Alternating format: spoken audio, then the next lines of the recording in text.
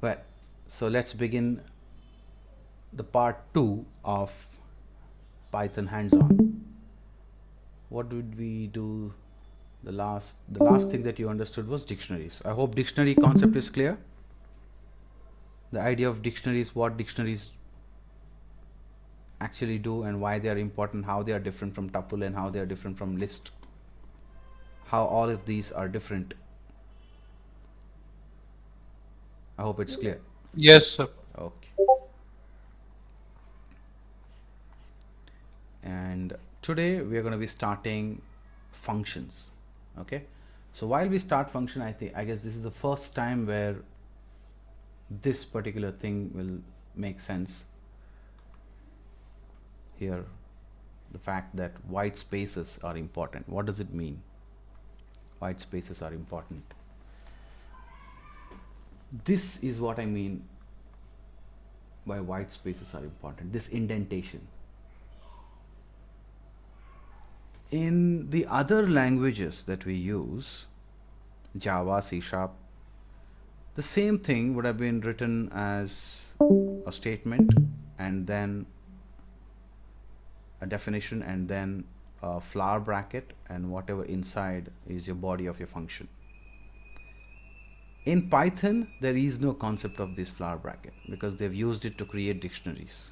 Not that, that's not the only reason, but in Python, how the way they have designed the language is by giving weightages to the indentation that you provide over here.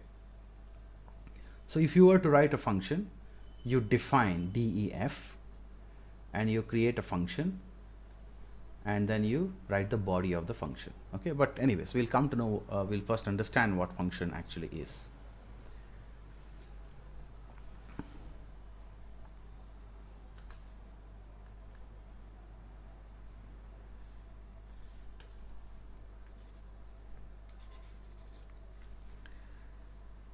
So functions, so any given project that you write, a program that you write it to achieve certain goals of automation. You want to automate something, so you write it to achieve certain goals. So when you design the program, you'll design it that there are certain inputs that it will have.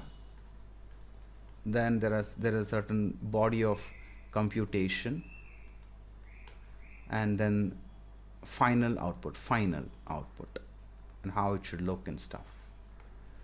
While designing such a program, it is easier to organize the code, to organize the flow of logic. To organize the flow of logic, we have the concept of functions. Basically, a function has a return type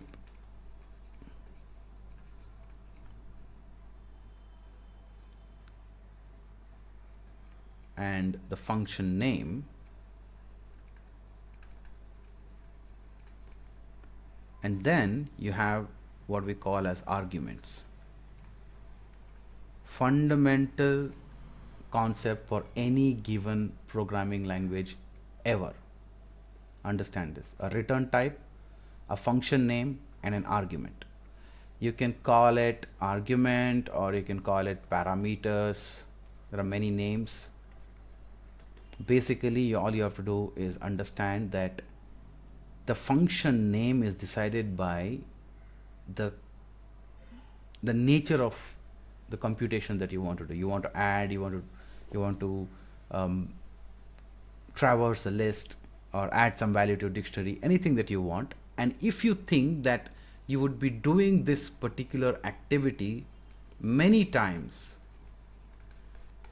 if it's a single event, then no need to write it as a function, no need to package it as a function. But if you think that there are certain activities or certain events that you will be repeating and you don't want to repeat that code again and again, you would want to write that as a function. So to create a function, you will write a function name, and then let's say you want to add two numbers, and adding two numbers is something which you want to do repeatedly. Okay, so 2 is defined.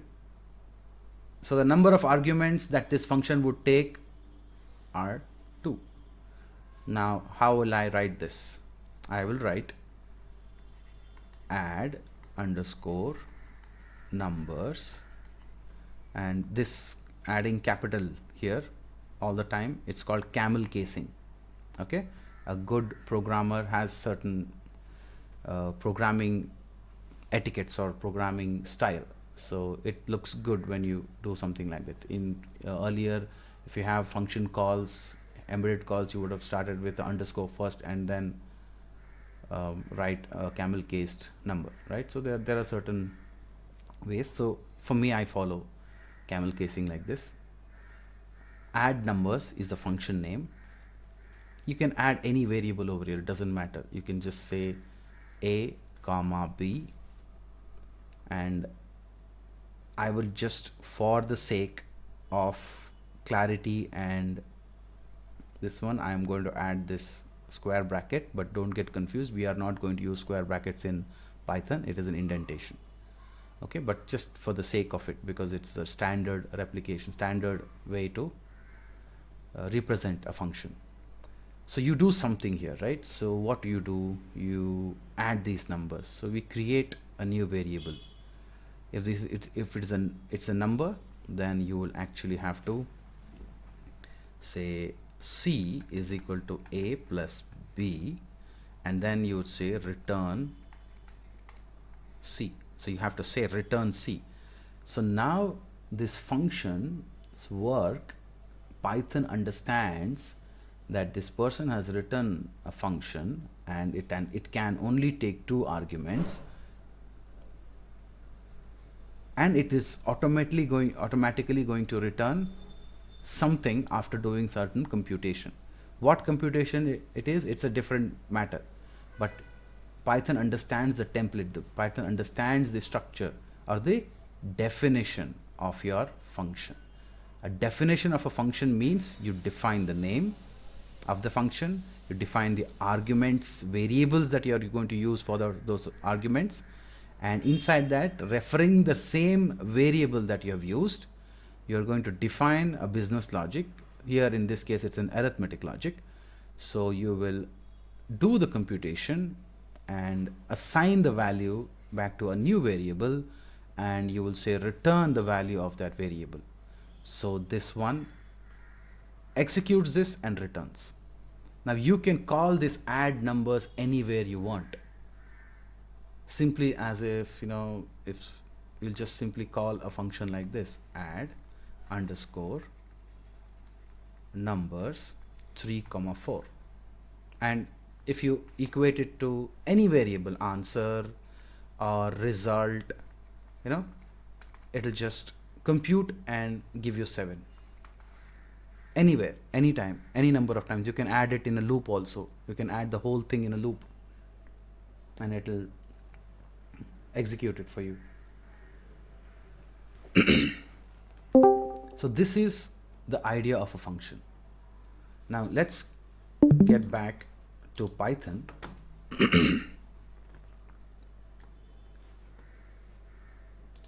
And see how functions are written over here. In this case, it's pretty much straightforward. You defined square it because I wanted to square it, and the syntax of defining a function is very clear. Your name, in brackets, the argument, and then a colon.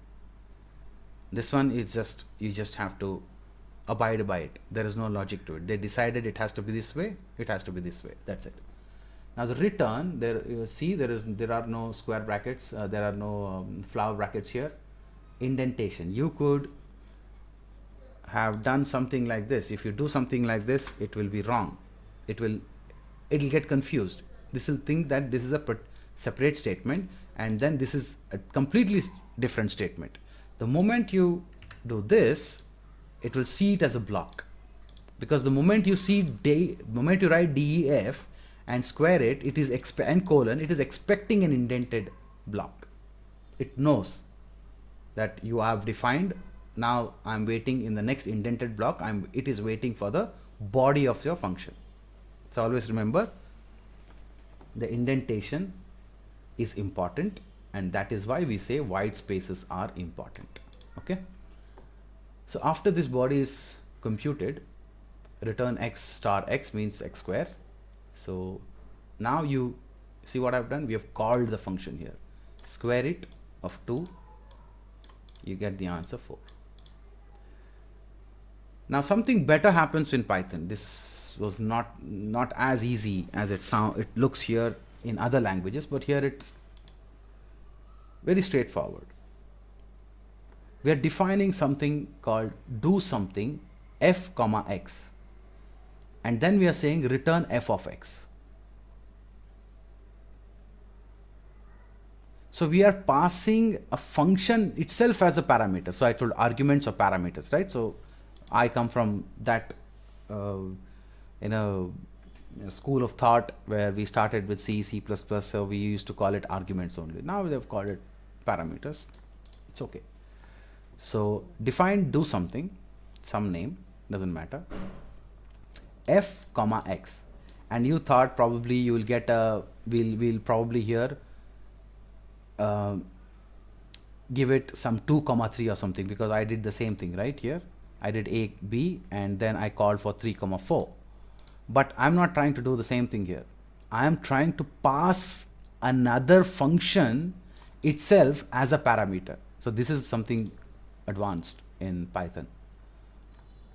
So what do so I know that I have a function square it.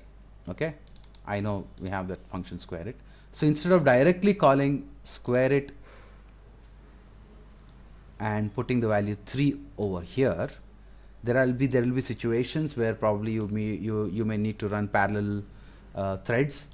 So in those situations, you may have to use this concept of passing functions as parameters. So just so that you know that here we are not returning some, we are returning a function. We are returning a function as if it is an f of x. So the moment you say return f of x, this is what? This is the definition. It is still not called. This function is still not called. You're telling I am defining a function for you, and this is how the function operates. F of x are the parameters.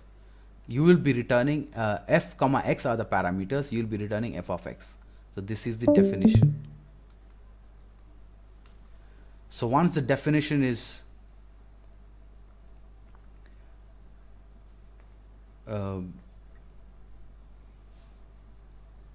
done, so you will be calling for that function, and how you would call it? You will actually call do something. This is the function call, because this is the function you have defined.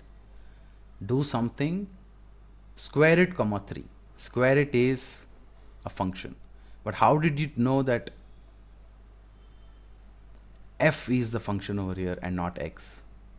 Because you wrote f of x. Okay, so if you interchange it and make 3 comma square it may work, may not work. I'm not tried, so try it as an experiment. Try something like x comma f, and here you can try 3 comma square it. And I think guys, in that video I had given some assignments, right? I had told them, let's see who does that, and I think I had given some assignment over there. Did anyone try it? Not tried, no? You not tried, because I think I did not give this file to you guys, correct? I'll give this file to you. Anyway, so there is something else. There is a new kind of function also. Now this one is pretty clear to you now, but there is one more kind of function. It's called a lambda function. So in lambda function, you are defining the function as well as passing the argument at the same time. Directly, you will do something like this: print do something lambda. You are defining this new definition. Okay, you may think it's the same do something that I'm talking about. No, it's a new do something.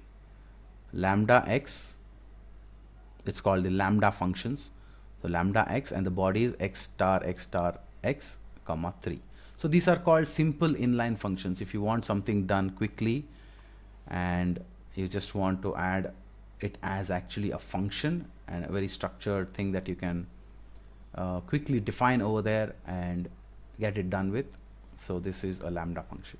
So not much, because this is usually not used in simple cases. These kind of functions are used in memory allocation and big data memory allocation. Okay, so you don't really want to worry about these things right away. Well, that's about it for functions. There isn't much. Now, if you want to go deeper into functions, there are different kinds of functions, friend function and this function, and so many different variations of what a function can do. But for all the necessary aspects and for the thing that we are going to be doing here, this much is more than for most of, let's say, 70% of all the activities that you will do with data science, 70 to 80%, whatever is here is enough. Only these two are enough. Even the third one which you studied also isn't that relevant. All right, so this is something which is very basic, Boolean expressions.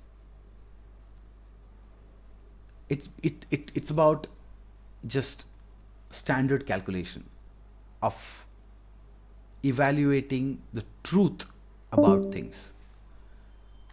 What truth it is going to actually evaluate? Logical, mathematical. For example, if you say print 1 is equal to 3, you're actually saying 1 is equal to 3, the double. So when you say a is equal to 5, the value, this number 5, actually gets into the placeholder. When you say a is equal to 5, you're kind of asking, check if it is true. Is it true is what you're asking. So that's the reason why it is the double equal signs. So it automatically gets computed and it says false. The next one is print true or false. Print true or false. So Python is designed in such a way that if somebody asks whether something is true or false, it will simply say true, because there is not enough reason to say it is false. So you just have to choose something, and you would rather be positive than be negative, right? So it simply says true, and this is all irrelevant. It's just for the sake of making you understand Boolean expressions. Now there is one more thing. Print 1 is 3. It's false. The same thing. This 1 is equal to 3. Print 1 is 3, the same way. But this command was before the Python 3 version came out. Now it is Python 3.7, which is prevalent and the most recent version of Python. And that's what it says, that is with literal, did you mean is equal to, right? The linting, which we said. So this is a syntax warning. It happens most of the time. Syntax warning, it's a warning. It says that this, it of course should have said that this was something which was used earlier in other versions of Python, but it's no longer used, so it's a deprecated command. So there is a syntax warning, but it is still working. So I don't know how many days, because once you update the kernel, then probably even that will not be working. So it's okay. Again, I put 1 is equal to 3, false. Everything is fine. So with this also, you have to understand there are certain if-else things that can happen when you're checking for some logical computation. So you have options like conditional execution of commands based on certain conditions which you wanted. Like the other day I told you about in reinforcement learning, you can actually get the whole thing done just with if, else if, and else, right? So a small assignment for you: if else is one pair of conditional statements that you can use. Then there is if elif, which is if else if. It stands for else if, right? So find out the difference between if else, and because this is the usual one: if this, do this, else do this. So what changes with if, elif, else? What is the difference? Very simple, very straightforward, but I want you guys to just think about it. It's more about thinking. See, I'll tell you, programming, I'll actually show you a video of mine when I used to work for my previous work used to be with defense. So I worked with this agency. It's called Weapons Electronic System Engineering Establishment. So there we were solving some problems, and it was all getting things computed. And trust me, we first solved the entire logic on paper, in the mind, because we know what we have here. We know I can put an else if, I know I can put a loop, I know I can put a function, I know what the programming language is giving me. But to structure the whole thing is the art. That's why I said this is just a theoretical thing. But you need to actually do the hands-on. Whenever I say do an assignment, or whenever I say try to break that, but change it and see what happens, these are the real activities which actually makes you a coder. So if people say that coding is not for me, and even I was the one. I also was somebody like that. But eventually, when I realized that my passion being space and defense, so all the computation, all the fun over there was supposed to happen when I could automate things. Then it no longer affected me that the programming language is a difficult nut to crack, because the fun was more. So I just went with the flow, and it just happened. So it's just the same thing. Find an interesting domain, very interesting thing that you want to automate, and then use programming language. It'll be fun. Just trying to learn programming language for the sake of it is never the way to do it. Okay, you need to find something that you really want to automate. You may have so many things. Maybe you want to build a IPL game. So think about how you will build an IPL game. Think about the algorithm that you want to implement. Once you know the algorithm, what is next that you will want? You will get the data structure. What all structures you need there. So once the algorithm is set, you will fix the data structure. So once these are done, then you will choose the programming language. You will choose it based on how fast you want and what kind of data structures should be supported, what is the expectation. Then you choose a program. It should not be this way in the industry. It is first the user requirement, then feasible algorithm. Then if this is the algorithm that is frozen, what are the data structures that are required? Once this is done, then we choose the appropriate programming language and then satisfy the user's requirement. Right? This is the loop. So this is just a sort of a slight deviation, but this is what you will get from a person who's practicing, not direct theory. So this is all the extra GAN that I have evolved with, so that you can use it and think about it, and make a note of this, please. Okay, you will use that somewhere. All right, so while I was saying all the softwares, all everything, and in fact, to be honest, the entire gist of programming is because you want to get this done. If this wasn't necessary, you don't even actually have to write a program. If it is all just one line execution, why would you need all this? Because you want to loop and get the same kind of activity done many times, and which is humanly impossible and possible by machines. You want to get, you have to master what looping is. And when there is a real world problem, identifying what is the repetitive nature in this real world problem, and then using the language features of looping. This is becoming a programmer, not knowing the syntax. Knowing the syntax is no longer called programming, because documentation is there for this. Practicing enough so that you master understanding the real world problem with the perspective of a programmer, where you have algorithms, data structures, and loops and functions, envisioning it, that is a real programmer. Okay? And for this, one word: practice like crazy. And once you practice, this knowledge can never be taken away from you. And usually programmers with large amount of practice can actually enjoy a very safe career, because it's difficult to practice. Nobody has the discipline, and we had the discipline because, not because I'm born with certain great capacity for discipline, it's because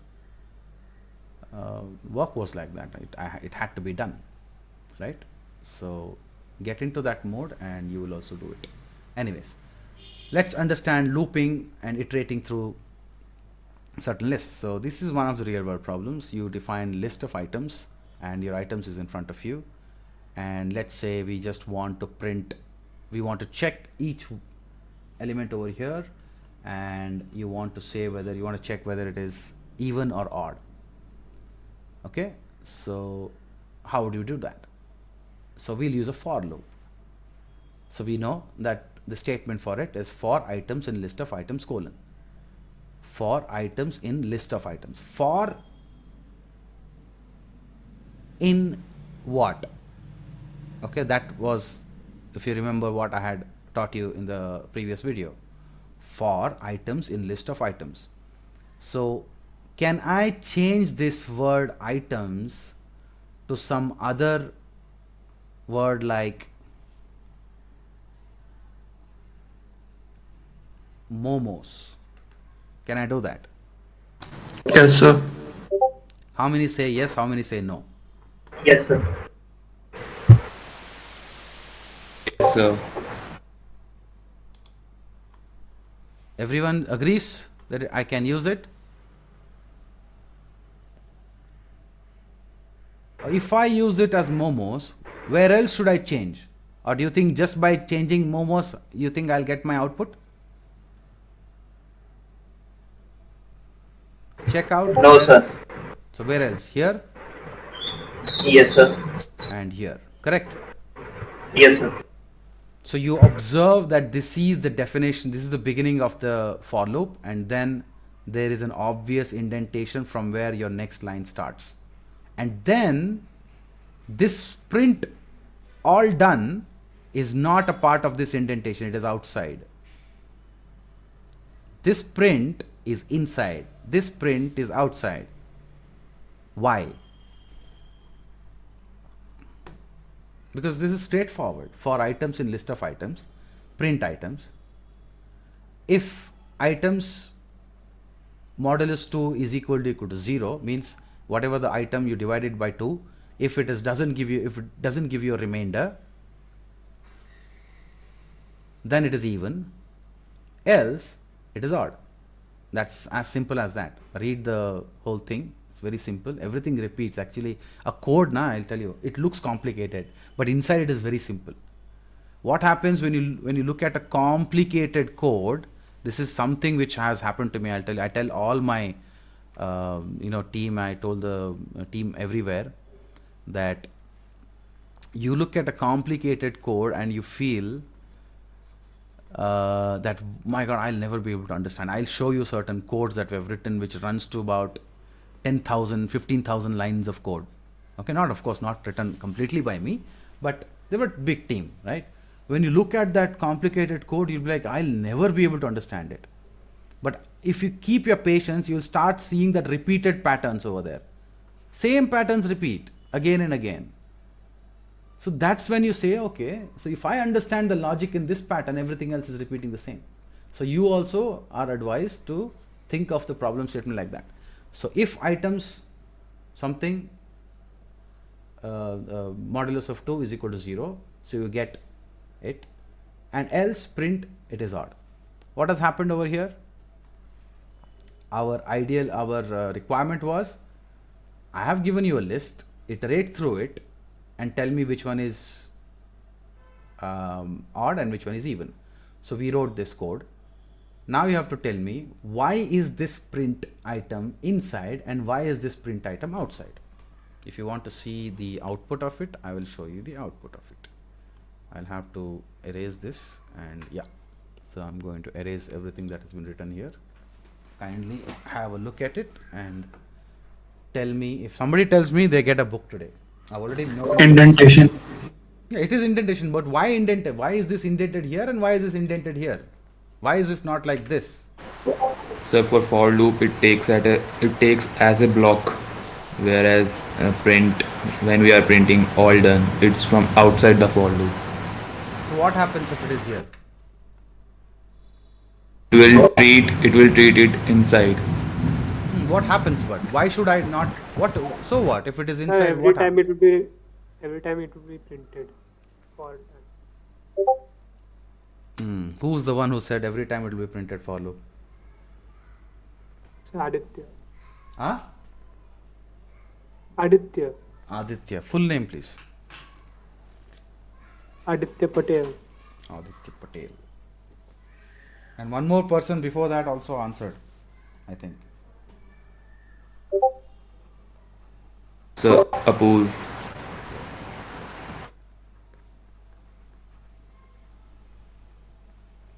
Apurva what? Apurva. Apurv Jain. Himakshi, Arushi, Aditya Patel, Apurv Jain. All right.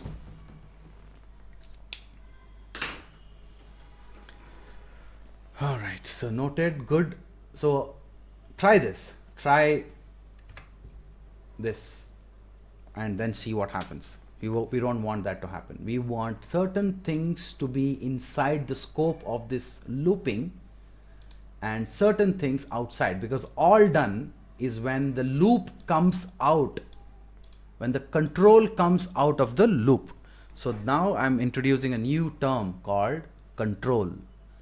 In a code, you have to understand, most important thing is understanding what control is. The moment you execute, the moment you start run, right, the control is handed over, this whole thing, the control is handed over to the compiler, the interpreter. So there you are computing this and all that. Inside the interpreter, when this item, this line is encountered, again the control is handed over to the for loop. The control of this flow is handed to the for loop. So when the control is here, for how many iterations will the control be looping? That is decided by the number of items here. So once the looping is done, it will come out. That's how the structure of looping is designed. Okay, so this is a basic structure of looping. So, but for loop is not the only loop there is, right? What we studied here is called the for loop, but this isn't the only loop there is. There are some other loops. Here there is for items in list of items when your list of items is already defined. There's another way to do it. If you want to do a for a set number of items, you know already that it has to be counted for so many numbers. For example, you want a weekly update, you want a report which has the every day's report for the entire week, then obviously you will do something like this, because it has to be in the range 6 or 7 depending on how the number will get calculated. So you will iterate it for the range up to 7, because you know that a week has 7 days, and if you want a daily report, So these kind of things, you don't actually get a complete list. These are already there, the fixed number of times that you have to loop in. So you'll just say for x in range 10, print x. So many things you can use something like this. Next is you can use certain conditional statements while you are a part of that loop, and this is continue and break statement. So I told you about the control, right? The control. So however, what happens here is initially when this body of this loop is written, we know that we have defined that just go ahead and iterate for 10 times and do something with this x. So if let's say there is certain condition that you are iterating for 10 times but you don't want to print any number above 3. So carefully observe. You will say for x in range 10, the control comes in and it is supposed to loop 10 times. If it's suppose that you have a this number x, if that x is equal to 1, continue, right? So the problem statement will be I'll redefine it. I want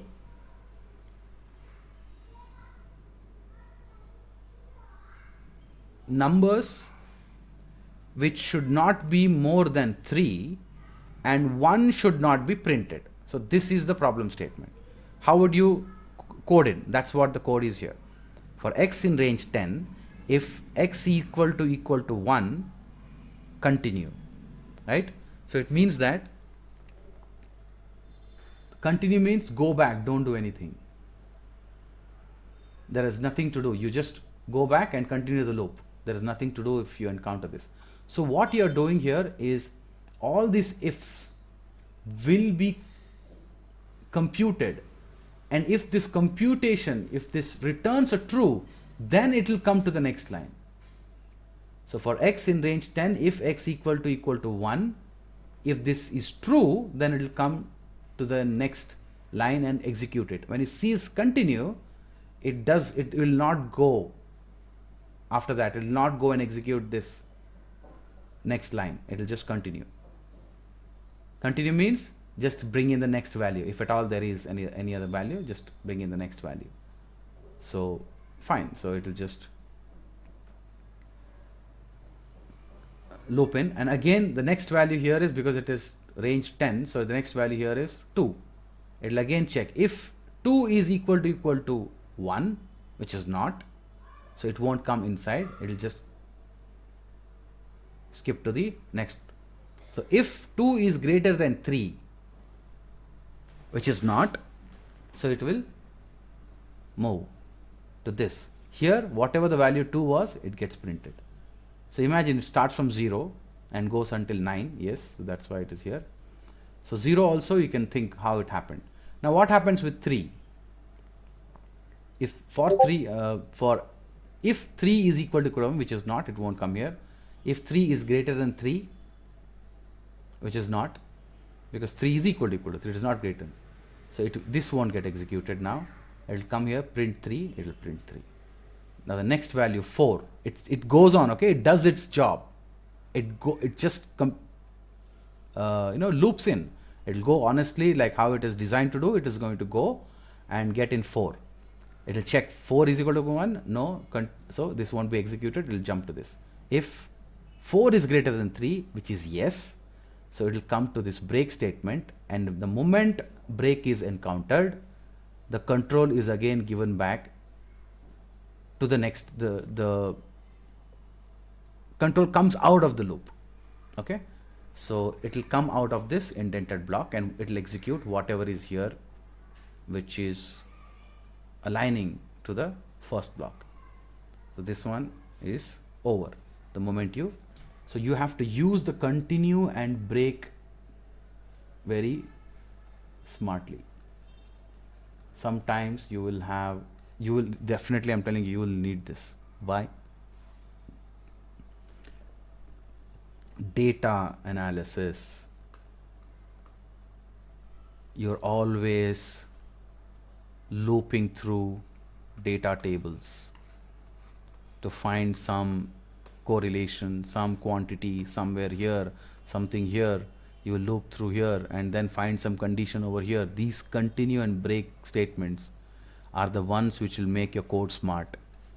And you should actually use this continue and break statement very smartly and put it in a separate function that you can call. So if people keep on writing certain functions like this, which are related to a, let's say, only statistics, then that's how a statistics library is built. And this library is nothing but different packages and modules. And these are the things which have created packages called NumPy, scikit-learn, and matplotlib, different activities, different packages, all written using packaged functions, smartly created for certain activity. So that smartly, one of the ways to use it is by using the continue and break, because this is very important. Why it is important? Because although it is all about getting the loop, because computation means loop, but smart computations means getting into the loop and also knowing how to get out of it for certain conditions. Okay?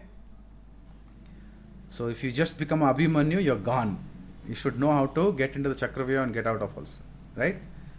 So, with all due respect to Abhimanyu. Okay? If somebody is a fan, then please don't be offended. All due respect. Alright, so let's rub it off and understand the next kind of loop, where it is used and how it is used and stuff. Now, there were for loops which had for items and list of items. Then there is a for range 10. There is this is a different kind of a loop. Okay, this is called a while loop.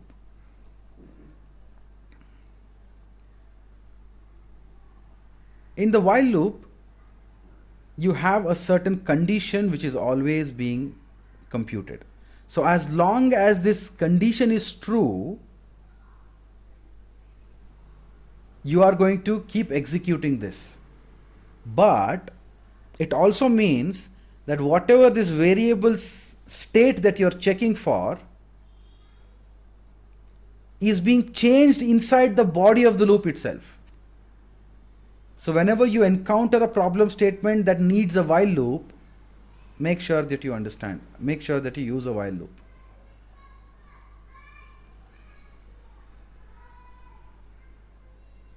So if there are certain, let's say, what is the condition over here? As you can see,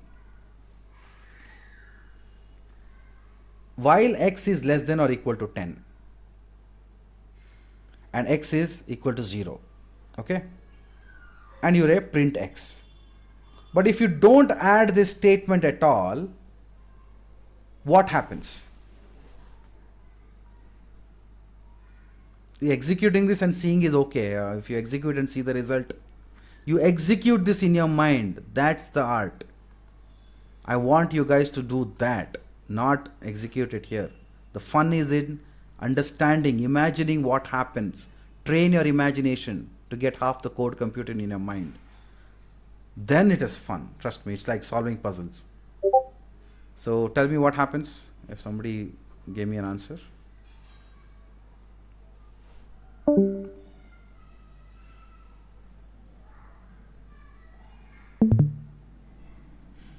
Unfortunately, I will not always be looking at the, maybe I can, maybe I have two screens so I can get this thing here.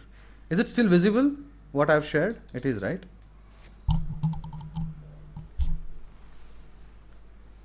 Yeah, it is fine. The screen is still visible. I just shifted something up. Yes. Okay. Sir, will it enter an infinite loop? Correct. Absolutely. Bingo. Who's that? Nivedita Tibrewala. Superb, man. Superb.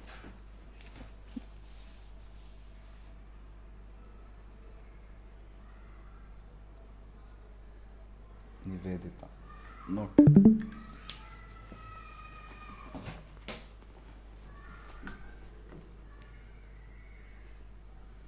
Very good.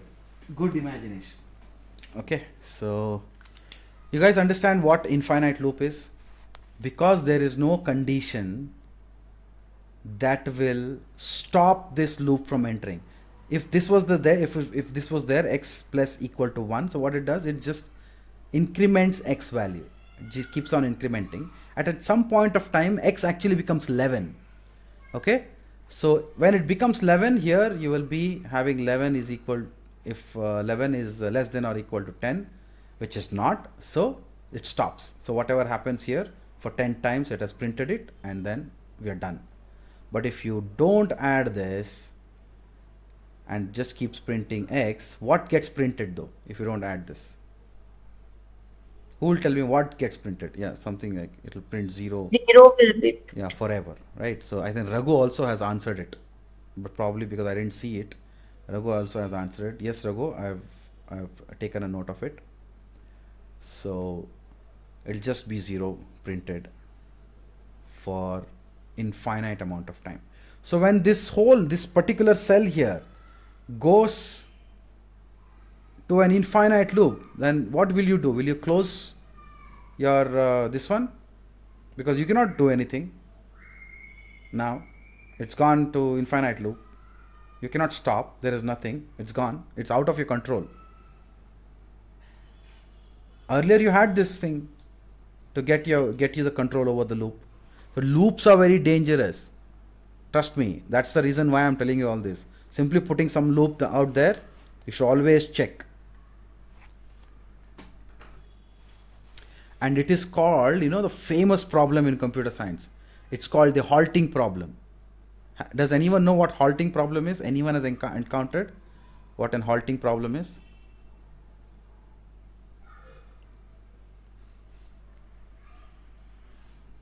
No, I thought, okay, you've not. So a halting problem is a yeah, somebody use. Halt is to stop the potential. No. I think halt is to stop. Yeah, I understand. But it's a famous computer science program, computer science puzzle. For all the computer scientists, it's like a puzzle, right? So you can Google and find out what halting problem is. And yeah, I think we have an answer from Asha Sunil Kumar. So it's problem of determining. Well, go ahead and Google it. You'll find it interesting. After having understood whatever I told you now, Google that and you'll find it interesting. Google today only. Okay, not now, but today. Keep a note of it and later just read up about all these things. Anyway, so this is done. So knowing when to use while loop. So we were using while loops also in our work when we used to do there used to be real-time data coming in. So we had something like while, directly we used to use something like while true. That's it. We were deliberately putting the system in infinite loop. So it is always infinitely looking for some value. If there is no value, it will simply just keep looping. But here we used to use something called a sleep. So if I use this while loop without a sleep, then all the computational resource is continuously used in computing this while loop, which is an infinite loop. So we used to put a sleep over here, and we used to mention sleep for how many milliseconds? Let's say 100 milliseconds. So every 100 millisecond it would compute and sleep after 100 milliseconds. Then again after 100 it will again continue the while loop. So come here, sleep, then continue. Come here, sleep for some minute, then continue. Come here, sleep, then continue. So there's been interrupted or sort of adjusted infinite loop. We want that. Sometimes we use that. Most of the time we use this while loop. In fact, we use the infinite loop, where the infinite loop, if you want a real example, it is used in your WhatsApp chat. Your WhatsApp, when it opens up, it is in an infinite loop. Why? Because you open WhatsApp and it is always listening. If there is some notification, some message that comes in, it is not the case that you on the WhatsApp and then you come to know that there is a notification, right? It's just on and it's always listening. And somebody sends a message, it's always listening. If there is a message, then pull a notification. So it's also in while loop. It's an infinite loop. So all these are basic stuff. Everyone uses the same thing. There is nothing new, nothing magical. It's all logic. Okay. But anyway, I asked a question. If this code now goes into infinite loop, if this code now, by me removing this, I can do that, but I don't want to do that. I want you guys to do. Because if I just remove it and Control X, and if I run it, it'll actually go into an infinite loop now, right away. Okay, let me see.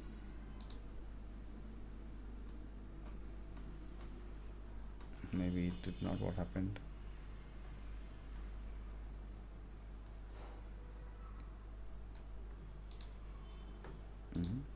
Yeah, see, it did not execute it. So it's actually getting computed now continuously. If I do this again, it will go up. See, it's gone. Now what do I do now? So that's when I said you can interrupt the kernel. I interrupt the kernel and then it stopped. Keyboard interrupt. Wake event thread message pool cannot be trusted to flush promptly. So many issues. Why? Because suddenly so much of space has been allotted for this output. So these are the complications which happens. Anyway, so I'm going to just reload this. It's okay.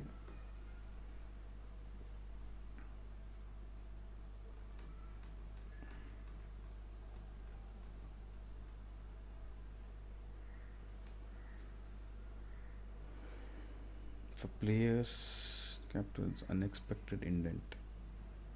Achha. Yeah, see this? There was a mistake somewhere. I think I might have just put a tab. So I did an indent. So it didn't compute it. It said unexpected indent. Why are you putting an indent for no reason? It gave me an error.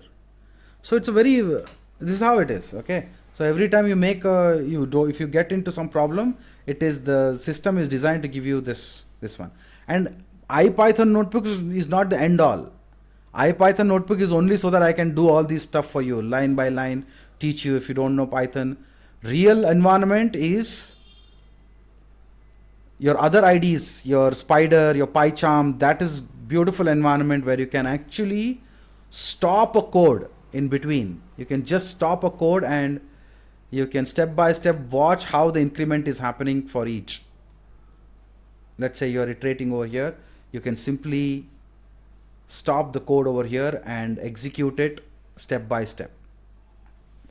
You can say I want a stop here. Oh, what's happening? Okay.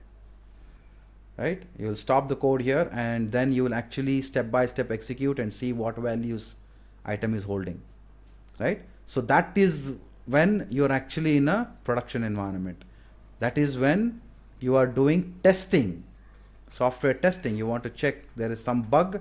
So you want to check what happened. Did some logic take over and give me some gibberish value, some rubbish value over here for which the whole code is failing, right? So this is it, guys. That's the reason why software engineering is everywhere you see, you will find software engineers, and the demand will never ever fall out. Why? I hope you are getting a fair, decent idea of why it is so. Because everything today we are using is all about this. Anyway, so we have also the next one here. The next is a break statement. You already understood like the continue and break statement, so you can get a feel for this. The next concept is, okay, this never got executed, so let's run it And this, now this little line of code is a beautiful code. Okay, this is where data science starts.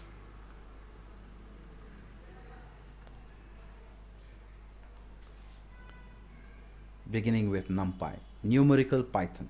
Numerical Python gives you ability to do many calculations. All your simple algebra, blah blah blah, logarithms and stuff. That's not the whole idea. That's not why you're here for. The best part of NumPy is it gives you all this statistics computation. So this line here says import NumPy as NP. So I told you everything in Python is an object. And I told you that human beings, the DNA of a human being is the class, and we are all objects belonging to this class. Same way, NumPy is a package, and NumPy's instant, the objectified instance of NumPy in this particular code is NP. And we are saying import NumPy as NP, which means that I can change this NP into something like biryani. I can call import NumPy as biryani, a is equal to biryani dot random dot normal. I can call that. But if you write a code like that, you know what happens, right? So we don't want to write like that. So we will use the standard way of doing things which everyone uses, and that is NP. Okay, so that is why everywhere you will go online tomorrow, you might start looking at import NumPy as NP. So you might start wondering, oh, maybe this entire thing is a line of code. Maybe NP is very important. Maybe I have to always use NP. No, you have to know what are the variables, what are the constants. So for in my what I usually tell my team is respect the constants and control the variables. This is my mantra of doing things. You have to respect the constants. You have to adhere. You have to be formal over there. And of course, variables is for you to have fun with. So that's what you do. Now, coming back to what this np.random.normal is, I will just execute it. But I will not be able to explain what it is right now unless I finish the class of statistics for you. Right? This is what is the output.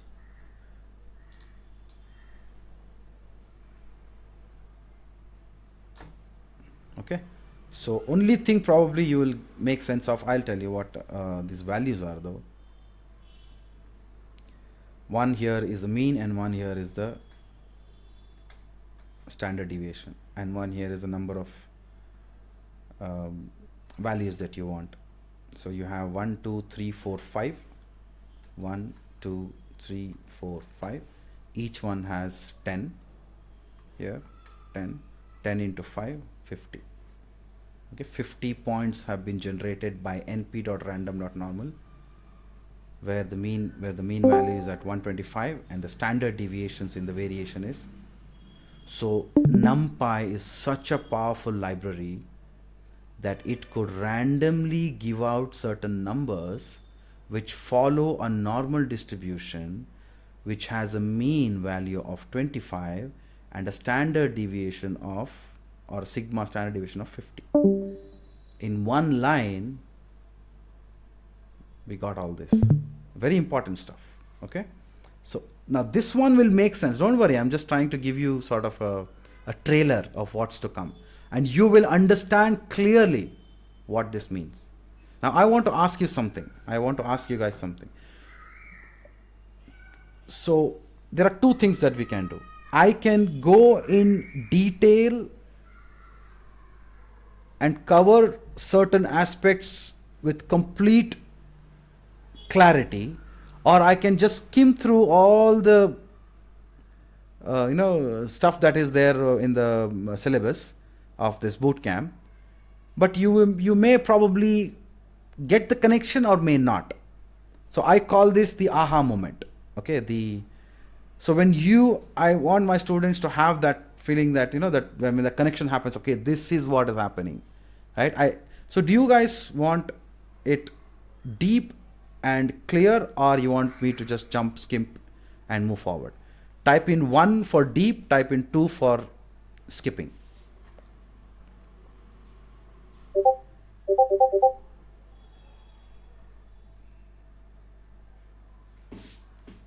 Others don't want at all. Others want movies as assignments, yeah?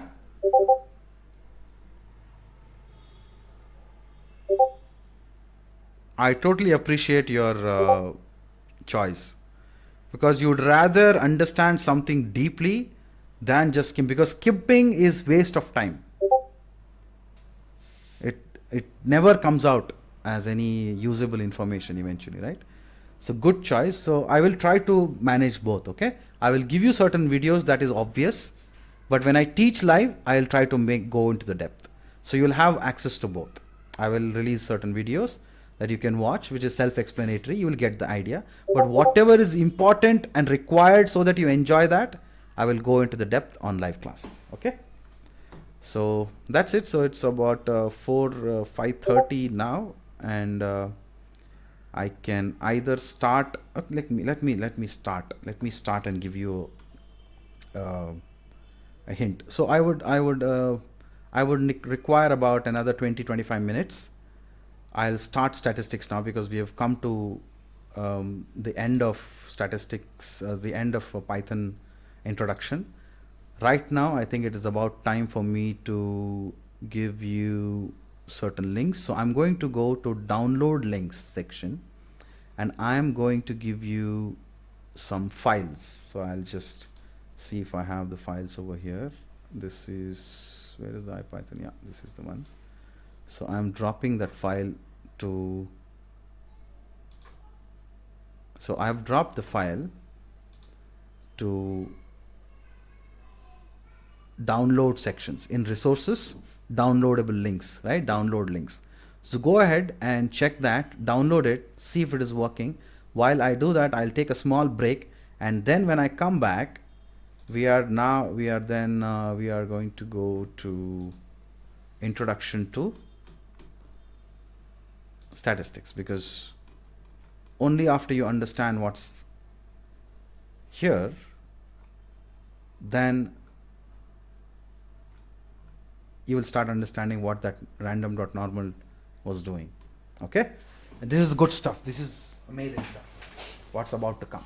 So give me like a 10 minutes break. Is it okay?